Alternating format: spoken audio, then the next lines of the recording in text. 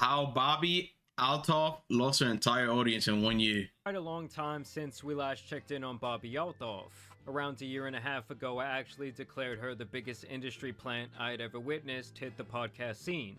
Hi guys, welcome to the Really Good Podcast with your host Bobbi Althoff. Basically, this woman came out of nowhere and had some huge guests like Drake, Mark Cuban, and other celebrities on her show that she dubbed the Really Good Podcast. I honestly do want to know why. I mean, I never watched it. No disrespect though, but I do want to know like why she just stopped. Like, I mean, something is better than nothing, right? Unless something behind the scenes, I don't know. I think my mom named me after a lawyer, which always kind of like rubbed me the wrong way. Within a week of the Drake interview, Bobbi was being represented by one of the top talent agencies and getting mainstream publicity. For this reason, people began to call her an industry plant because the only content that she had made online before this was essentially a spoof of mommy blogger TikTok content, where she did garner millions of followers, mainly moms all around the country who liked her sarcastic brand of humor. There is nothing more embarrassing than walking around with one of these. Everyone knows how it got there. They know what you did. She claims that she parlayed this TikTok career What into the another fuck? career in podcasting after she offered her followers $300 if they could get a celebrity to come onto her podcast. There's like a finder's fee, right? You said if you can get a celebrity, I will pay you $300. Yeah. She says that this offer led to the episode with Funny Marco, which would in turn lead to her being in bed with Drake. You can picture her to be like the slightly more successful Hawk Tuah girl. To me, their careers actually draw... Slightly more successful? Picture her to be like the slightly more successful Hawk Tuah girl. That's kind of tough. Who you think had the more impact when they was blowing up? I don't know. That's tough, bro. I ain't gonna lie. Hawk Tuah kind of like that shit took the internet by storm. And like in less than 30 days, bro. Like that's it. I ain't see that shit forever. Like I haven't seen it since the first month. At least for her, I seen it for like 4 months. That ass on my feed. So I don't know. To me, their careers actually draw a lot of parallels to each other, but one had to tell the world her methods for sucking dudes off before she got thrown into the belly of the industry matrix. You know, they both had that type of lightning in a bottle rise to fame that left onlookers saying, damn, this world is getting really f***ed up. But to be fair to Bobbi, she does seem a lot more intelligent than Hawk Tuah. Hawk Tuah. Hawk Tuah. Hawk Tuah. Say it aggressive, like Hawk really. Tuah. Whatever happened to that chick, by the way? Anywho, I'm gonna go to bed, and I'll see you guys tomorrow. I guess she's still asleep. And with Bobbi having such That's an crazy. astronomical rise to fame in such a short period of time, and the fact that most people felt like she was directly biting her entire deadpan comedic style from Funny Marco himself, she started to get a lot of ridicule online. I don't think it helped that she missed her son's birthday party to be there in bed with Drake that Right here. I remember this shit was controversial. Well, not really controversial, but people were flaming her for this. Would y'all skip your own child's birthday to do a 1 hour, 2 hour conversation with Drake on the bed? Would you do that? Now you're gonna have to hear me out, and I don't want y'all to take this the wrong way. At 2 years old, he's not gonna remember that. But then at the same time, that's still your son. Fuck that nigga Drake, bro. But like, are you gonna miss your son's second or your daughter's second birthday for a 2 hour conversation with Drake on the bed though? That's what you missing. It's not it's not a regular conversation. It's on the bed. Man said no. You know how sticky it get, bro. day. You know? I flew all the way here You did. I really do appreciate on my that. daughter's first birthday. Oh, wait. Hold on. First birthday is crazy. First birthday, I'm not missing. Second, maybe, but first is crazy. Mm-hmm. You missed your daughter's first birthday for To this. be here. Dark.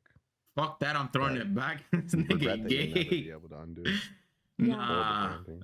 Something people thought was This a joke guy. at first, as it was her brand to be dry and sarcastic, but now it's been revealed that she was I being ain't throwing totally shit back. serious. The other thing I would never throw it back. They're gonna have to take it from me like how they did yesterday, bro. was when she was doing these interviews, she would constantly be making passes at these men, asking them if they would sleep with her or if she was their type. Am I your type? I'd do it.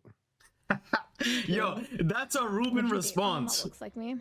That's a Ruben response. He looked down, and I know what he looked at. He looked at the one thing that she really that sticks out. He looked down at it, said, "I'll do it." He even said, "I'll do it to you." He just said, "I'll do it." You're not my type, not nothing. Only strange to do as an interviewer, but also it got even more wild when people found out that she was still married. Strangely enough, the dude would actually file for divorce the very same month the Drake podcast came out, which led to quite a bit of speculation online. I'd do it. One thing I will say is that she was way ahead of her time when it came to the Drake mistreatment, deleting their interview right after it started going viral, and hating at his concert.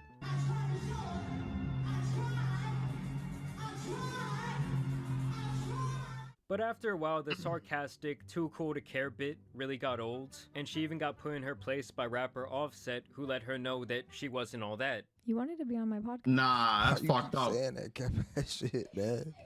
I honestly didn't even want to do this shit. I don't fucking do interviews.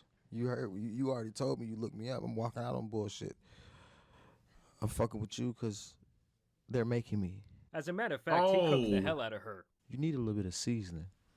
Oh, you ain't got no seasoning, man. You like a plain piece of chicken. You see this on the thing, you pull it off, and then you serve the dish. You need some motherfucking seasoning, man. You can leave now. This is my hotel. I paid for this motherfucker. You can leave now. Yeah, she got violated. And then she changed up her whole look, and she went on a show with Keke Palmer, and right there she got accused of being an industry plant right to her face. I know. You're not an industry plant, right? I am, but... You do feel kind of planty. We do have the same manager, so is this I know, isn't that crazy? Feels a bit planty. This is definitely planty. You got here in 5 minutes. It took me 20 years. Hey, it has been a minute. What I think industry plan is, it's like somebody that has been like that is tied to someone else in the industry. What y'all think is a industry plant? You think I'm an industry plant? Or nah, not yet. And uses those connections to capitalize, and they like have zero talent. I'm not an anythinger. I don't have any. You a brand risk? And then people started to say that she was trying to manufacture moments. She had Ryan Garcia chase. You got your cert revoked. Listen, bro, I'm just me, bro. Chasing her around the room like they were on the playground. I'm just me. You gonna lie? What y'all think he did to her after this video ended? He would later usually skip that scene. Tweet out that they had this intimate situation after that was recorded, and she continued with this reputation that she was kind of being bounced around the industry. You got some close up? I like to read people's messages, not get room tours. Let me read your messages. No. I don't like I'll let you read one message if you let me read one message. I delete all of my messages. Nah. Are you cleaning? I do. You don't? You keep your messages? I delete my messages? Yeah, what you think she be sending in her messages? Cheaters. I'm not a liar or a cheater. I hate liars. And I feel like relevancy-wise, she kind of just came and went, and honestly, Hawk Tuah kind of took her spot online. Nowadays, Bobbi's channel and TikTok are mainly inactive, and the last couple of podcasts... Alright, but you see, that's not bad though. 60K? I mean, from where she came and started from, I guess. But Hawk Tuah, bro, I think Hawk Tuah got fucking lasered out the sky, bro. It's clip for her. Just only garnered a small percentage of what she was averaging only a year ago. And I actually put myself through absolute agony by watching over an hour of Bobbi being interviewed by Forbes and Wired magazine. Bobbi Althoff, the Deadpan podcast host, America. See, what happened was they revoked my ass cheeks yesterday, bro. So I had to come out a new man. I can't get enough of. Wow, a whopping 10K views. America just can't get enough. Obviously, her publicist got her this opportunity, as a lot of celebrities and online talent alike do this type of thing, so they can still try and seem relevant to their sponsors and other people kind of pouring money into their careers.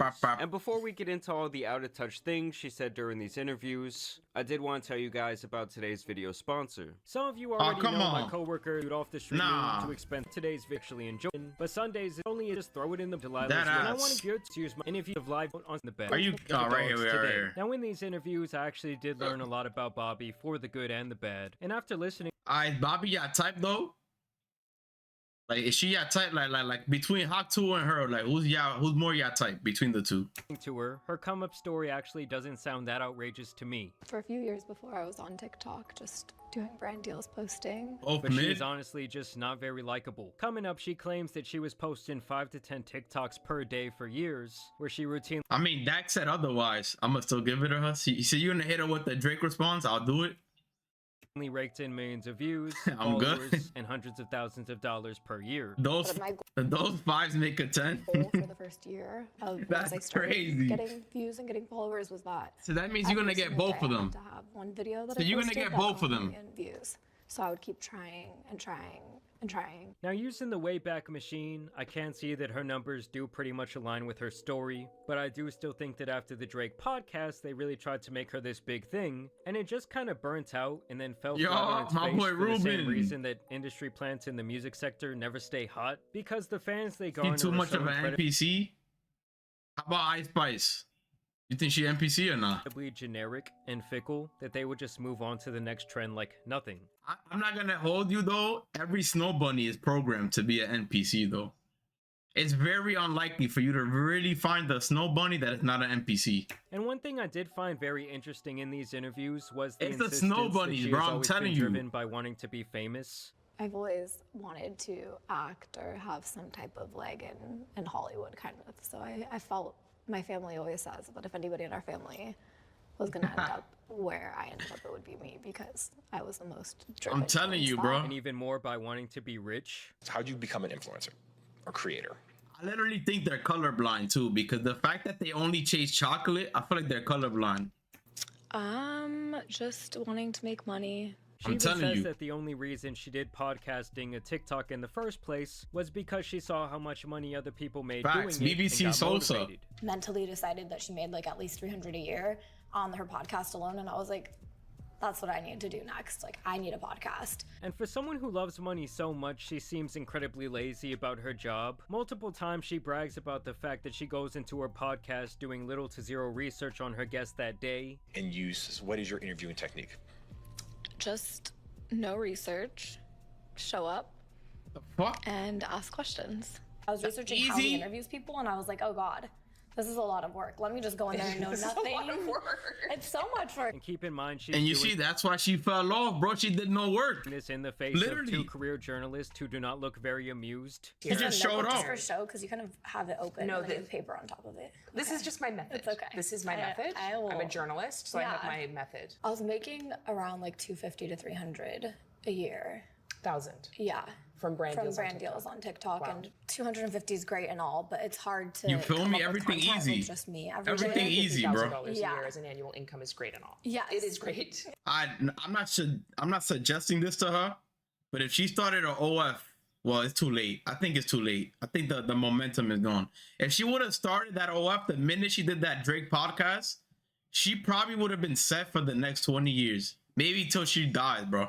To be honest, it is great. Yeah, she would have been good. $300,000. That would have made like fucking like a minimum wage job at Sonic, which I don't think is a winning strategy. Hey, what they talking about Sonic? Yeah, it is great. It is great. Yeah, she's out here making $300,000 per year. Sound like a minimum wage job at Sonic, which I don't think is a winning. What's wrong with Sonic? Why Sonic caught the straight? Winning strategy for gaining public favor. To me, above all else, it really just seems like there's really no passion in anything Bobbi does, and it's all strictly for the money or the clout, which in some fields can definitely work, but not in the entertainment industry. I hope that I go from D-list to A-list. That's my bang like Cardi.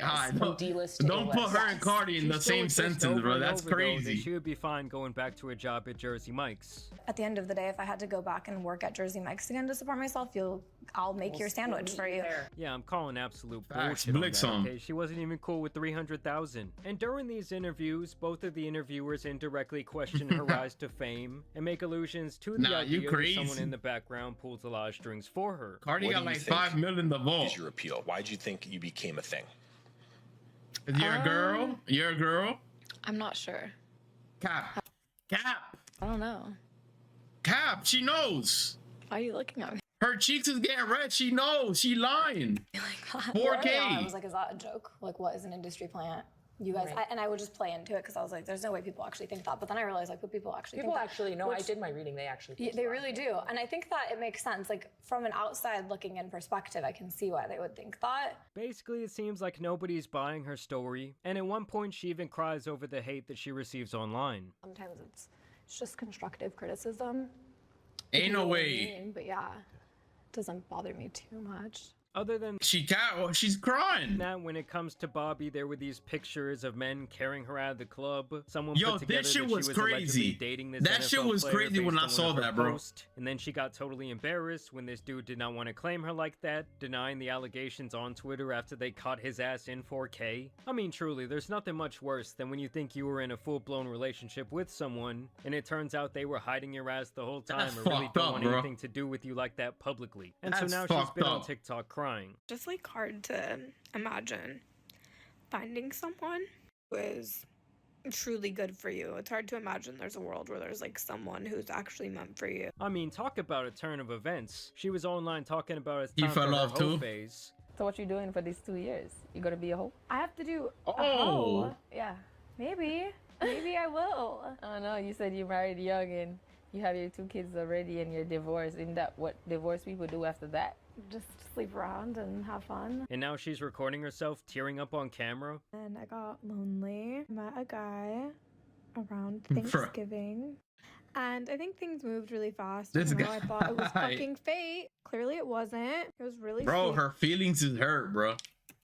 I got next. Oh, yeah, crazy, Ruben. Raised the bar for me. Ruben wanted a piece of that. Because then it's like, fuck. I didn't want the bar to be raised at all. Dating is just hard, you guys. Like, you hear that, right? She said dating is hard. When all you gotta do is spread your legs. Right now, we don't care. Let me tell you, we don't care. This guy, bro. They know way, Ruben. Man said I don't think she ever got the proper blowout. This worse than Selena Gomez crying over illegals. I think it's an interesting case study. I haven't even to see watched how that video quickly these yet. individuals fall out of favor with the public. For her and the Hawk Tua girl, it was like trying to live in a house with no foundation, like that bitch is up on stilts. All it really takes is a little adversity to knock that shit down. And listen, guys, I truly think Drake owes this chick a room in his compound. Like, if he had not laid up with her in bed and put her on the map, this all likely would have never happened. Maybe Kendrick wouldn't even have dissed his ass. Maybe he was at home on his laptop and this is what sent him over the edge. He knew at this moment that Drake was not like him. In all seriousness, though, Bobbi seems alright, but Yo, Drake doing that, though, I know he regretted it. Like, I know he did that. He regretted it, bro. Like, he gave her a whole path. As far as her maintaining her career online, I just don't really see the longevity. Would you rather bump Kendrick or do it to Bobbi? That's tough. Yo, why you gotta put me in the spot? Hold on, bro. I answered that. Damn, bro. Why you gotta put me in the spot for, bro? Why not both at the same time? Oh, this guy, he DP. He DP. Alright, to be honest, I'm gay. So I don't really care about puss. I'm taking Kendrick, bro.